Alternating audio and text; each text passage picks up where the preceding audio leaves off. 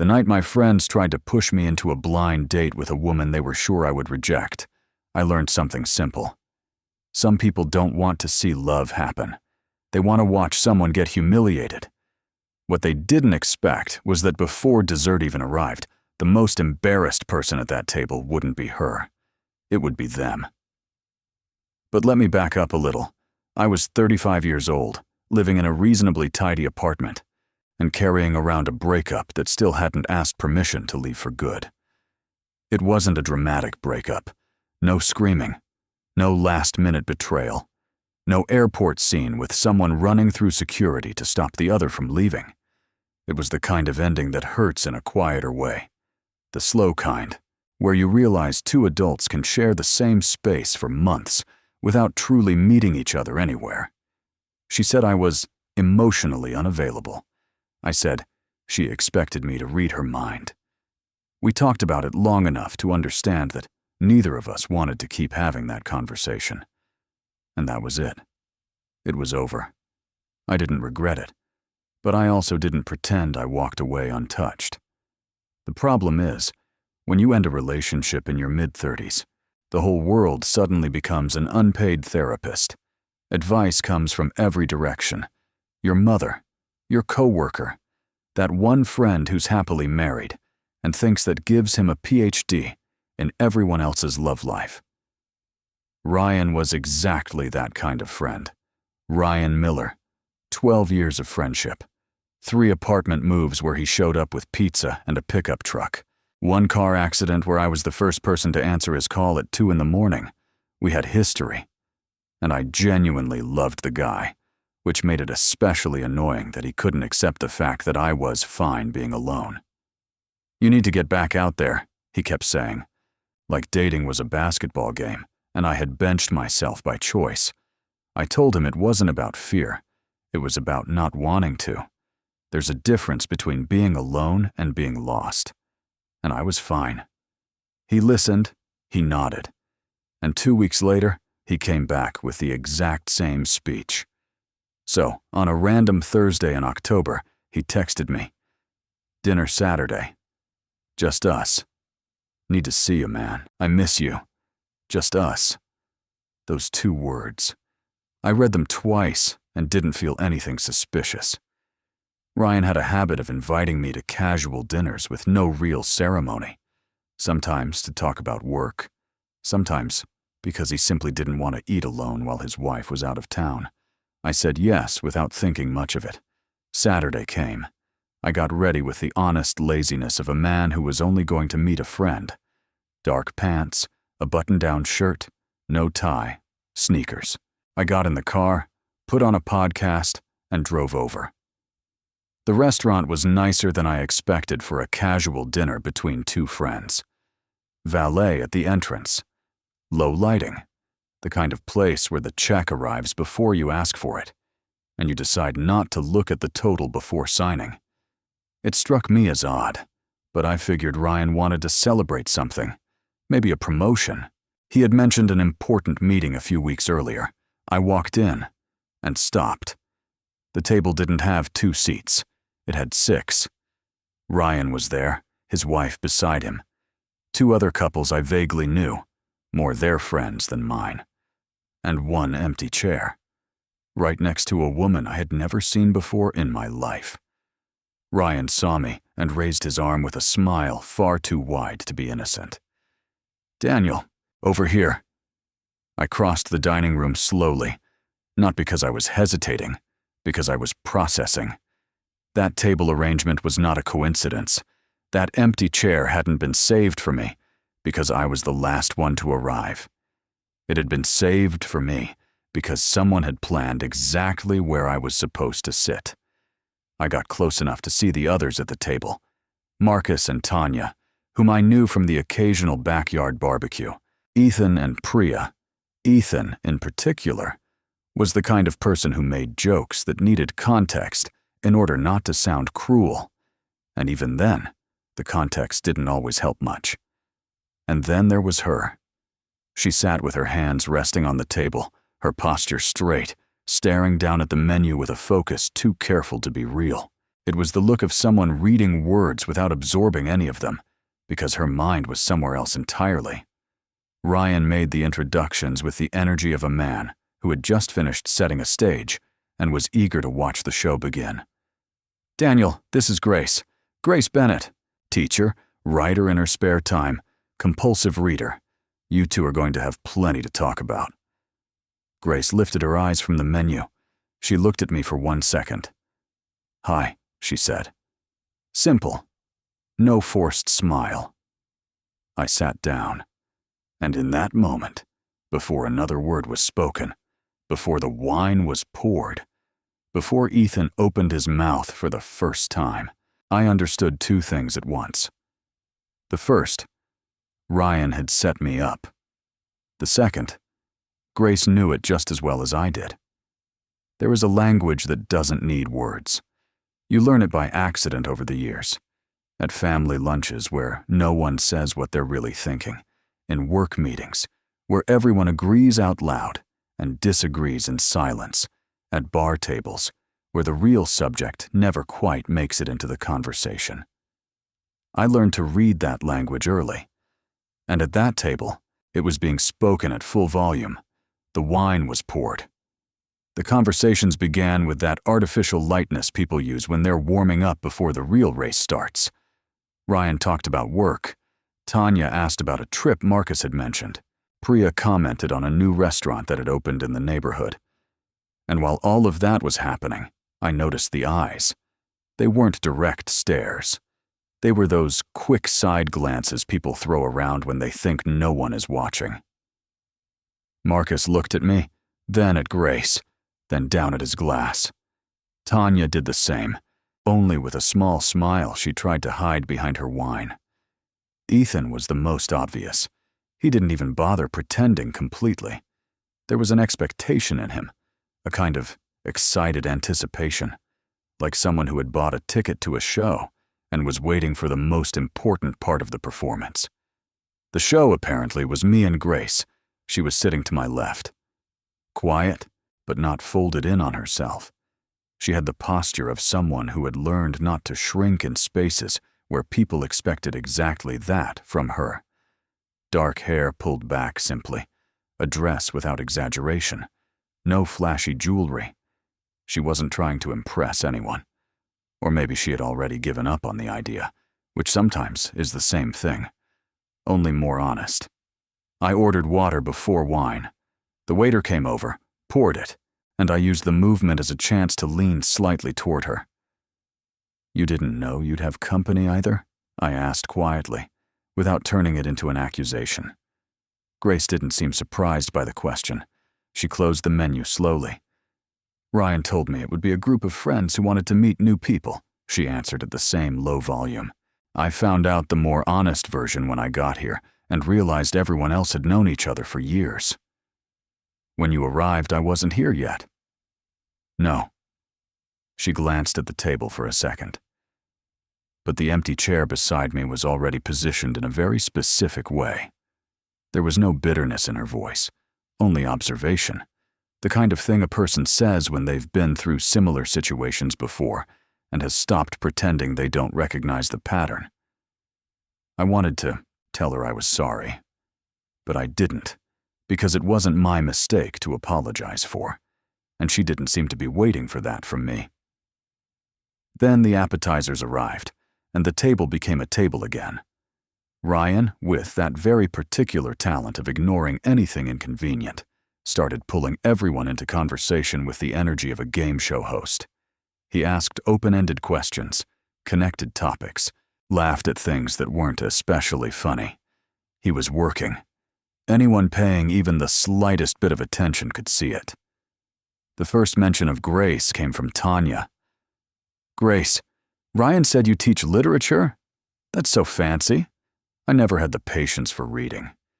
She said it in that tone people use when they think their lack of patience is somehow an interesting personality trait. Grace answered calmly. "Yes, literature. High school, mostly, though she also helped with a few university projects. She especially liked contemporary fiction, stories where the main characters weren't heroes in the traditional sense. Ordinary people, she said, with real flaws. Those are the ones that interest me most. No one at the table seemed to know what to do with that answer. So Ethan stepped in. Makes sense, he said, wearing the kind of smile people wear when they think they're being clever. Heroes are boring. Imperfection is more human, right? It sounded harmless, but the way he looked at Grace at the end of that sentence wasn't harmless. It was a test. He was trying to see how far he could go. Grace didn't react. She took a sip of water and looked down at her plate. I watched all of it without opening my mouth. Not because I was afraid, because there's a kind of intervention that only makes the thing it's trying to fix worse. Defending someone in front of everyone, in that exact moment, would have turned Grace into an object of protection. And Grace clearly didn't need protection. She needed respect, which is something entirely different. So I chose something else. Grace, I said, at a normal volume, without making a scene. You mentioned contemporary fiction. Is there any book you'd recommend to someone who stopped reading for about 2 years and wants to get back into it? She looked at me. For 1 second, just one, I could see that the question had landed somewhere she hadn't expected to use that night. That depends on why you stopped reading, she said. Lack of time that was actually lack of desire. The corner of her mouth moved. It wasn't a full smile, but it came close. Then you don't need a difficult book, she said. You need one that makes you forget you're reading. Does that exist? Several. And for about 20 minutes, we talked about books while the rest of the table watched, not quite understanding how the story had slipped out of their control. Ethan tried to join the conversation twice. Both times, the subject had already moved somewhere else. Ryan kept refilling glasses with a smile that now looked less like a host's smile and more like the expression of a man trying to calculate whether his plan was working or not. It wasn't. But not in the way he expected. It was working in a completely different way, one none of them had planned. Dinner moved forward the way dinners like that do, with that slow progression from plate to plate, conversation to conversation, where everyone becomes a little more relaxed and a little less careful with what they say. Wine helps with that. It always does. I was on my second glass when I noticed Ethan had changed frequencies. He was quieter than before, but not in the way someone gets quiet when they've lost interest. It was the kind of quiet that waits for the right moment. Something was building inside him, a contained energy I recognized too late. The main courses arrived. The general conversation had broken into 2 or 3 separate circles. Ryan and Marcus talking football, Tanya and Priya comparing notes about some show, Grace and me still orbiting around books, but with more ease now, without the visible effort of those first few exchanges. She was telling me about a student who had written an entire essay from the villain's point of view, justifying every decision with a logic that was disturbingly coherent. I was genuinely interested. I wasn't pretending. And did you give him a good grade? I asked. I gave him the highest grade in the class, she said. The boy was shocked. He thought I was going to fail him. Why? Because most teachers punish perspective. They prefer the correct format over the right idea. I was about to respond when Ethan set his fork down on the table with a soft, deliberate thud. The kind of gesture that asks for attention without asking out loud. Hey, he said, speaking to the whole table, but looking at me. Sorry to interrupt. There was nothing sorry in his tone. I was just thinking about something. He picked up his glass, swirled it lightly, then paused, like he had rehearsed this. Daniel, be honest. Is Grace the type of woman you usually date? The table stopped. It wasn't a gradual pause. It was the kind of silence that drops all at once, like someone has knocked something heavy onto the floor and everyone freezes for 1 second before reacting. I felt Grace shift beside me, not visibly. She didn't move, didn't look away, didn't do anything that could be read as weakness. But something changed in the space she occupied. A tightening, the kind that happens when a person is preparing to absorb an impact they already know. She had been through this before. You could see it. Ryan opened his mouth and closed it again. Tanya looked down at her plate. Marcus held his glass without drinking. And Ethan kept looking at me with the smile of a man absolutely certain he had done the right thing. He wanted me to laugh, or dodge, or give an answer vague enough for everyone to understand the subtext without anyone having to own the cruelty out loud. He wanted me to participate.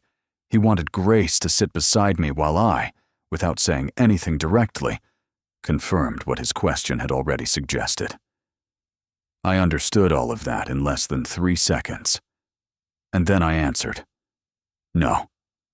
The word landed cleanly. No hesitation.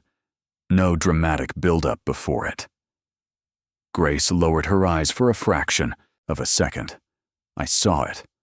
Only I saw it, because I was close enough. Ethan started to smile, but I kept going before he could say anything. "No," I said slowly, without raising my voice, without turning it into a speech. I'm not usually lucky enough to sit next to a woman as intelligent as she is. That's the honest answer to your question. Ethan's smile didn't disappear all at once. It deflated slowly, as he processed the fact that the conversation had gone somewhere he hadn't mapped out. "If your question was about appearance," I continued, "you should be ashamed you asked it. If it was about value, then the answer is even simpler. Grace is the most interesting person at this table, and I'm saying that after spending the last 40 minutes talking to her. So that's not an opinion. That's data." No one spoke. Tanya's eyes were slightly wide. Marcus was studying his napkin with inexplicable concentration. Ryan had an expression on his face I had never seen before.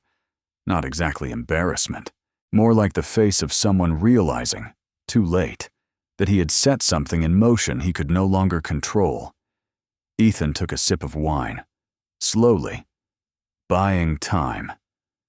"It was just a question, man," he finally said, using that tone people use when they try to repackage cruelty as harmlessness.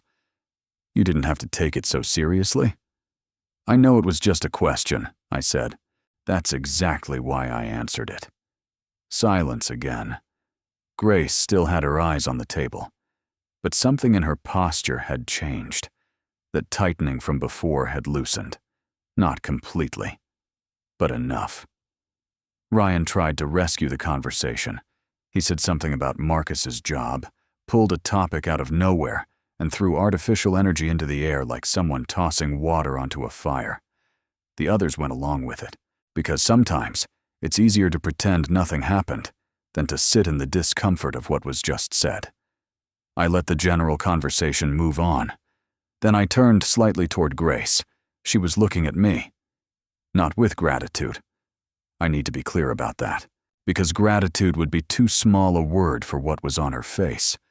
It was something else. It was the look of someone who had spent so much time being read wrong that she didn't quite know what to do when someone finally got it right. "You were going to tell me which book," I said quietly. For a moment she didn't answer. Then the corner of her mouth moved again. This time it became a real smile. "I was," she said, "and I still will." And we went back to the conversation as if Ethan didn't exist. As if the entire table didn't exist.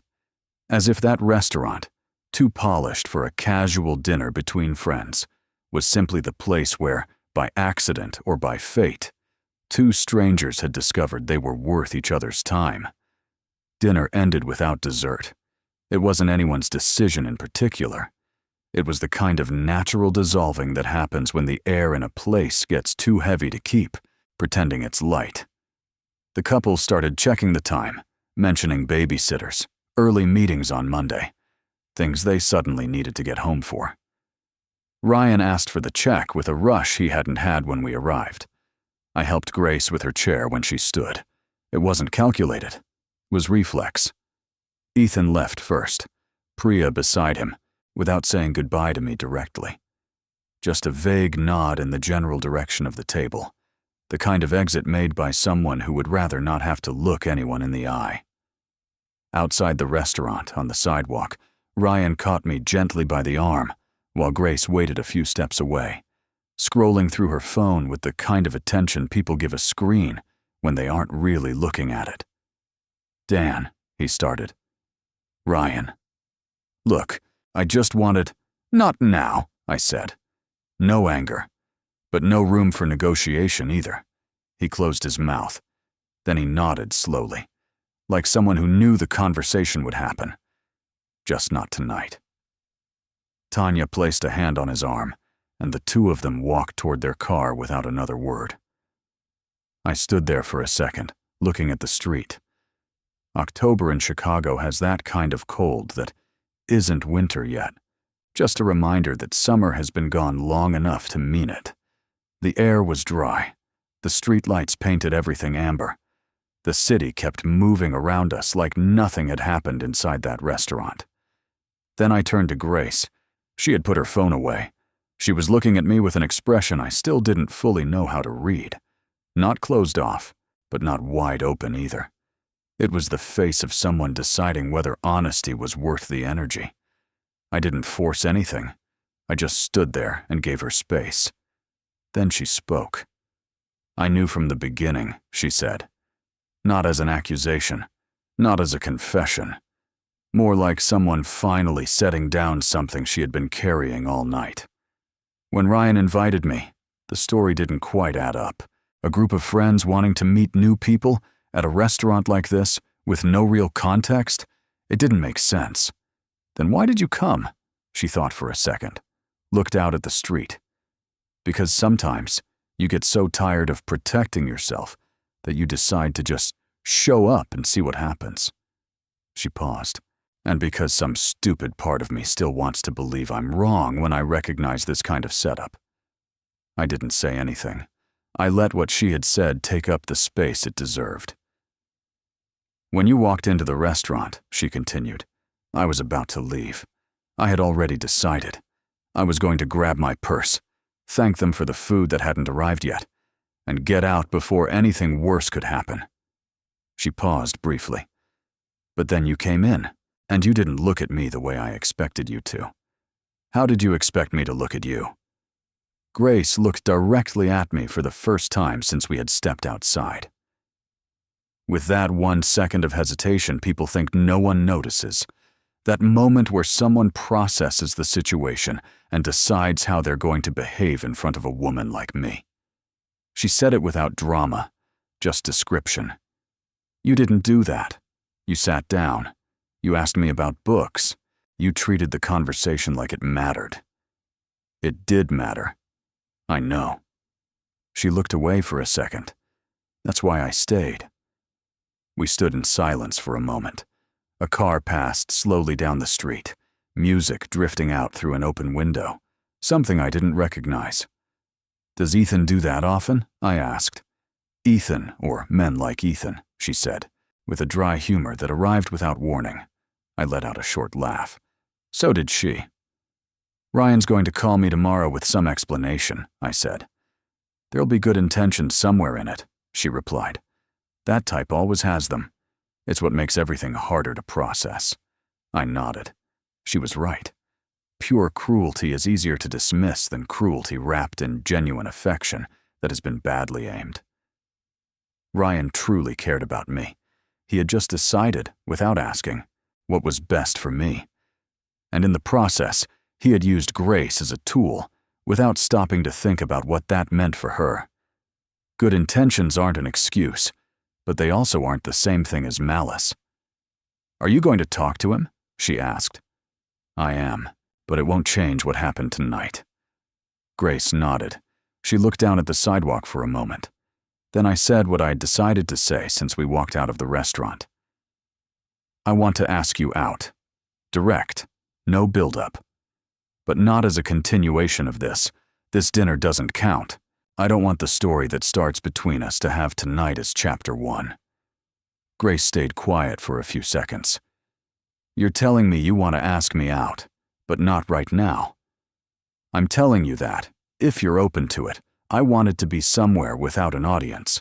No Ryan, no Ethan, no one waiting for either of us to become something for them.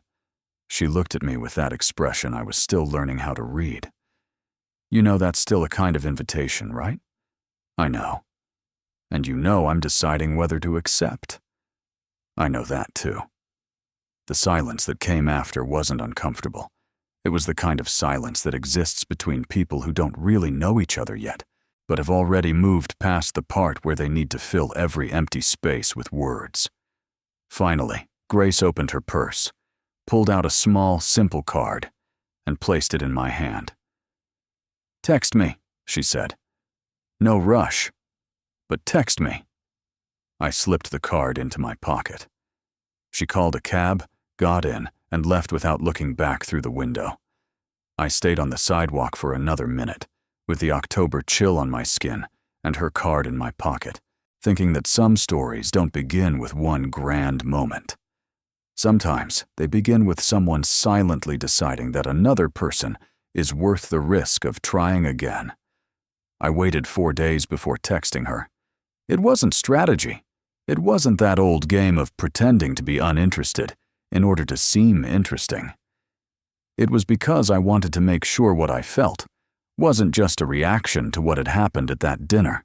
Solidarity can look a lot like connection when you're in the middle of something charged, and I didn't want to confuse the two. On the 4th night, I sat on the edge of my bed with her card in my hand and thought about what had stayed with me from our conversation. Not Ethan's moment, not the answer I gave, not the tension at the table. I thought about the parts, before and after all of that. The student who had written from the villain's point of view. The way she said, teachers, punish perspective. The smile that wasn't quite a full smile, but came close. So I texted her. Nothing elaborate. I asked if she was still willing to recommend that book to me in person. It took her 40 minutes to reply. When she did, she said yes, and suggested a Saturday morning at a bookstore I didn't know, in the neighborhood where she worked. I got there before she did. I walked in and stood still for a second, just to take the place in. It was an old bookstore, the kind that still exists out of stubbornness and love, with shelves that reached the ceiling, wooden ladders that slid along rails, and that specific smell of paper that isn't new and isn't old, just accumulated. There was a coffee station in the back, 2 worn armchairs, and an orange cat sleeping under a chair. It was exactly the kind of place where no one goes to be seen. People go there to stay. Grace arrived 8 minutes late and without an elaborate apology. She simply said the bus had decided to stop 2 blocks early for no satisfying reason, and that this was a consistent feature of public transportation she had stopped questioning. I laughed. So did she. And that was how the real first date began, without ceremony. She took me straight to a shelf in the back, the contemporary fiction section, and stood in front of it with that specific concentration of someone searching for an exact title inside a memory with too many files. "Here," she said, pulling out a thin book with a simple cover and an author's name I didn't recognize. "This one." I took it, read the back cover. "Sounds heavy." "It sounds heavy, it isn't." She picked up another one beside it. "This is the actually heavy one. I'm saving it for when you finish the first and think you survived." "Are you challenging me?" "I'm being honest about the progression." I tucked both books under my arm and followed her through the aisles without any real destination. The bookstore had the quality of a good maze. You turned a corner and found a section you weren't expecting, titles you didn't know you were looking for, that feeling that the place was bigger on the inside than it looked from the outside. Grace stopped now and then, pulled something from the shelf, and showed it to me without necessarily recommending it. Sometimes she only gave me the context, when it was written, why it mattered, what changed after it. She knew where things came from, Not in an encyclopedic, memorized way, in the way of someone who had truly read them and carried them afterward. "Were you always a teacher?" I asked, in a poetry aisle where the orange cat had followed us and was pretending it was a coincidence. "No." She picked up a poetry book, opened it somewhere in the middle without looking at the page number, then closed it again.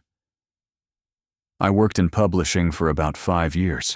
I wanted to be one of the people who chose which books made it into the world. And were you?" "I was one of the people who read the piles no one else wanted to read." She said it without bitterness, but without romance either. I learned a lot, but I realized I wanted to be with the people reading for the first time, not with the people who had already decided what mattered. That's why high school. She put the poetry book back in its place. People think it's a smaller choice. It isn't. It's where everything begins, or doesn't. We stood in silence for a moment. The cat slipped between our feet and walked away with the particular indifference of someone with her own schedule. We went to the armchairs in the back. The coffee was weak, the cup was warm, and neither of us was in a hurry to be anywhere else.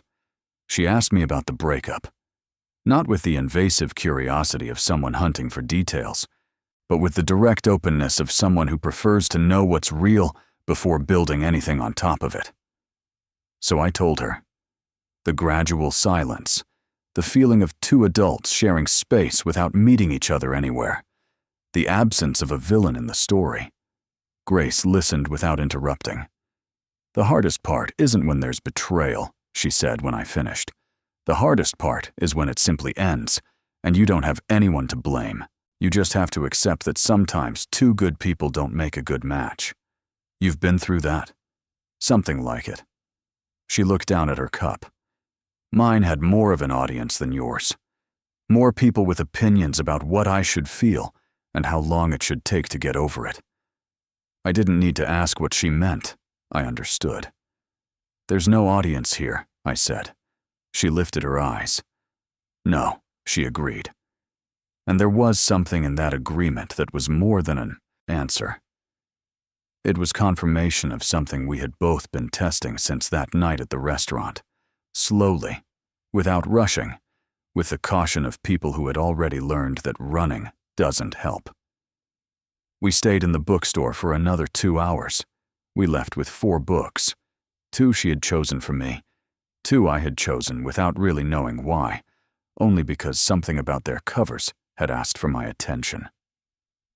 Outside, on the sidewalk, the October sun was kinder than it had been the week before.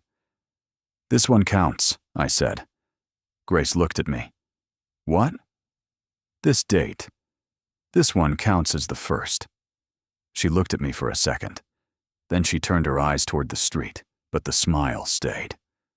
"It counts," she said. And that was all I needed to hear. Ryan called me the following Monday.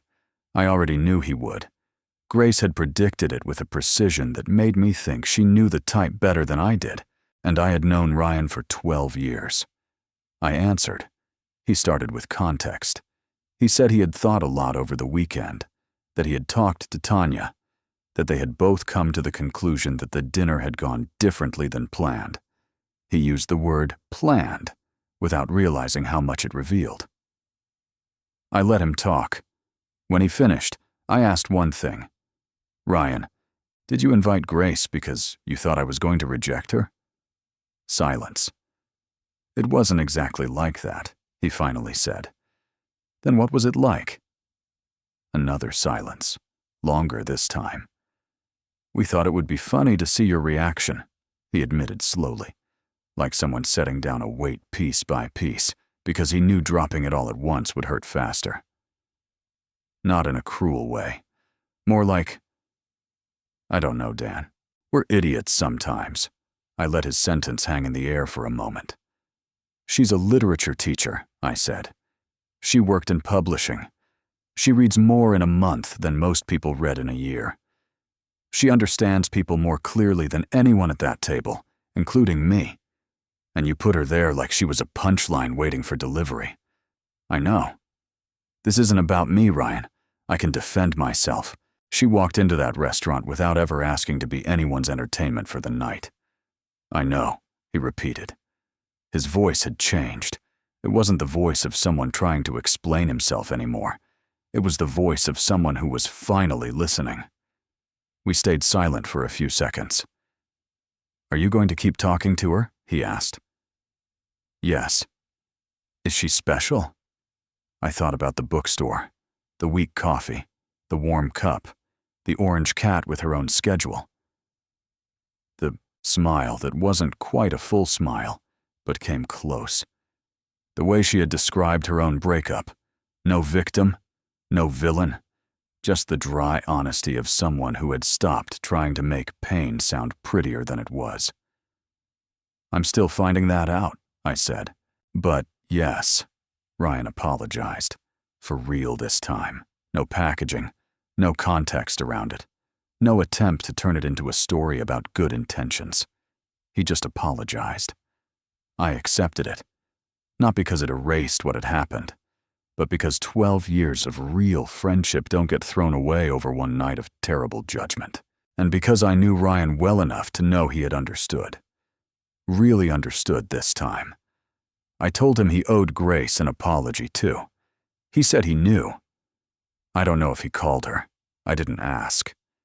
Some repairs need to happen without witnesses. Grace and I saw each other 3 more times before any label entered the conversation. An afternoon at a museum, where she knew every room better than the official guide. A long lunch at a place with no sense of urgency. A walk that began with a destination and ended without one, because the conversation had taken us somewhere else, and neither of us wanted to interrupt it. Grace wasn't easy in the way people usually mean when they use that word. She didn't agree with everything. She questioned things when something didn't add up. She had firm opinions about things most people never even think to have opinions about. She was careful with her time, not in a hostile way, but in an honest one, which is sometimes harder to handle than hostility. I liked that from the beginning. I didn't want someone who fit into my life without friction. I had already tried that. What feels like comfort in the beginning is sometimes just a lack of depth. Grace had depth, the kind you discover slowly, not all at once. One night, as we were leaving the museum, she stopped on the sidewalk and looked at me with that assessing expression I had already learned to recognize. "Can I ask you something directly?" she said. "Always." "Why did you answer the way you did at that dinner?" Ethan's question. "You could have dodged it. It would have been easier for everyone." I thought for a second before answering. "Because dodging it would have been participating," I said, and I didn't want to participate in that. "But you didn't know me. I didn't need to know you to know the question was wrong." Grace looked at me for a moment. "Most people would have dodged it," she said. "Not as an accusation, as data." "I know. That doesn't make you a hero," she continued, and there was care in the sentence, like she had thought about it before saying it. "It just makes you someone who did the right thing once." "Once so far," I said. The corner of her mouth moved. "So far," she agreed. And I understood that this was it. There was no dramatic arrival, no single moment where everything resolved itself all at once. It was a construction, brick by brick, conversation by conversation, every time one of us showed up the way we said we would. Trust isn't a declaration. It's accumulation. Months later, on an ordinary weeknight, we were sitting in a small bar Grace had found near the school where she worked. Nothing fancy. Cold beer, a scratched wooden table, the sound of conversations all around us creating a strange kind of privacy.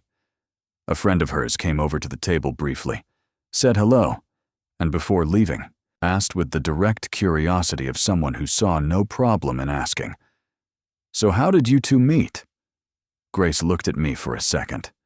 There was something in her eyes I recognized, the beginning of a smile that hadn't quite reached the rest of her face yet. Then she looked back at her friend and said, "They tried to turn us into a joke. They underestimated both of us." Her friend laughed, amused, and walked away without needing any more context. And I stayed there looking at Grace, with the weak coffee from that bookstore still in my memory, with the small, simple card she had placed in my hand on an October sidewalk, with all the books we still hadn't exchanged, and all the conversations we still hadn't had. I thought about how some stories don't begin when they're supposed to. They arrive crooked, through the wrong door, carrying other people's intentions and the judgment of people who were never invited to have an opinion. But they arrive. And when they arrive the right way, with the right person, you realize the crooked path wasn't a waste. It was the only way to get there.